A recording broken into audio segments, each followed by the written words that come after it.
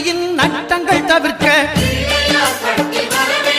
எங்கள் வலம்புரிநாதன் வலக்கை மேலே அட்டமச்சனியின் நட்டங்கள் தவிர்க்க எங்கள் வலம்புரிநாதன் வலக்கை மேலே வாழ்ந்திட வைப்பதும் தாழ்ந்திட வைப்பதும் சனி பகவானின் செயல் அல்லவா.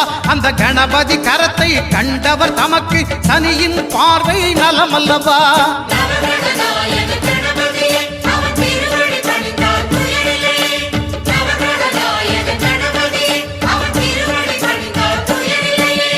ஒன்பது கோளும் ஒன்றாய் காண